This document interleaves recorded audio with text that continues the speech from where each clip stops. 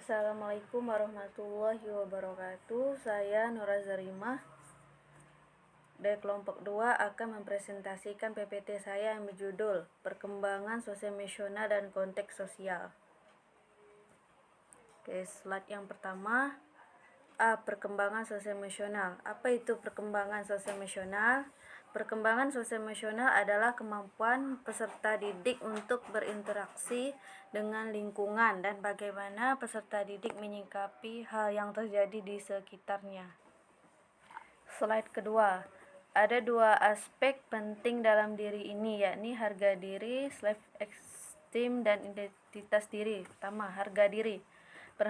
Penghargaan diri atau self-esteem adalah pandangan keseluruhan dari individu tentang dirinya sendiri. Penghargaan ini juga dinamakan martabat diri atau self-worth atau gambaran diri, self-image. Slide yang keempat.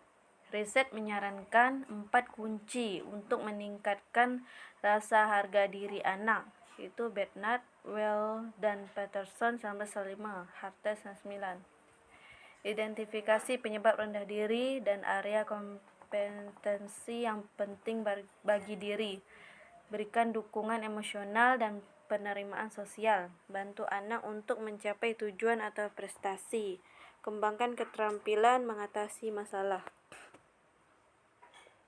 Identitas diri. Bisa dikatakan bahwa self-identity atau identitas diri merupakan sebuah jati diri dari seorang diri individu yang dimana antar satu individu dengan individu yang lain berbeda. Berdasarkan klasifikasinya, menurut komitmen dan eksplorasi terdapat 4 tipe identitas. Identity diffusion terjadi ketika individu belum mengalami krisis, yakni belum mengeksplorasi alternatif yang bermakna atau membuat komitmen. Mereka belum memutuskan pilihan pekerjaan dan ideologi. Identity foreclosure terjadi saat individu membuat komitmen tetapi belum mengalami krisis. Identity moratorium terjadi ketika individu berada di tengah krisis, tetapi komitmen mereka tidak ada atau baru didefinisikan secara samar-samar. Identity achievement terjadi ketika individu telah mengalami krisis dan telah membuat komitmen. Konteks sosial. B. Konteks sosial. Konteks sosial adalah gagasan yang digunakan dalam ilmu bahasa, linguistik, sosiolinguistik, linguistik fungsional sistemik, analisis wacana, pragmatik, semiotika, dan lain-lain dalam dua cara yang berbeda, yaitu sebagai lisan konteks atau verba. Konteks sosial dalam dua cara yang berbeda, yaitu sebagai lisan konteks verba, konteks sosial.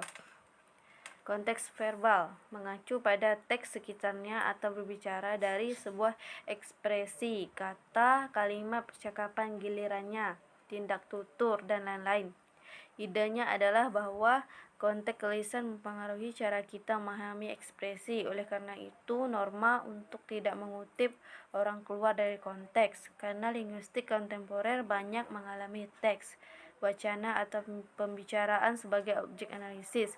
Studi modern konteks lisan terjadi dalam hal analisis struktur wacana dan hubungan timbal balik mereka, misalnya hubungan koherensi antara kalimat. Yang kedua itu konteks sosial. Secara tradisional dalam sosiolinguistik, konteks sosial didefinisikan dalam istilah variabel sosial objektif seperti kelas, gender, atau ras. Konteks sosial dalam perkembangan yaitu keluarga, teman, sebaya, sekolah. Keluarga, orang tua merupakan pendidik utama dan pertama bagi anak-anak mereka, karena dari merekalah anak mula-mula menerima pelajaran atau pendidikan.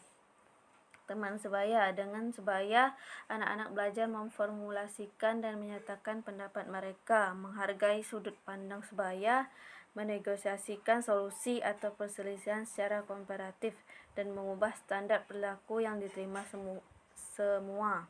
Sekolah banyak berperan dalam mengembangkan sosial emosional anak, karena di sekolah mereka mulai bergaul sebagai bagian dari anggota masyarakat.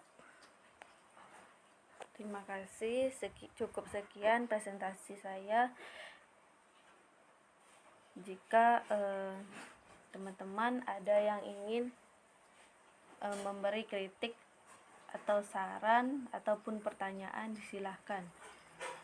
Saya ucapkan terima kasih. Assalamualaikum warahmatullahi wabarakatuh.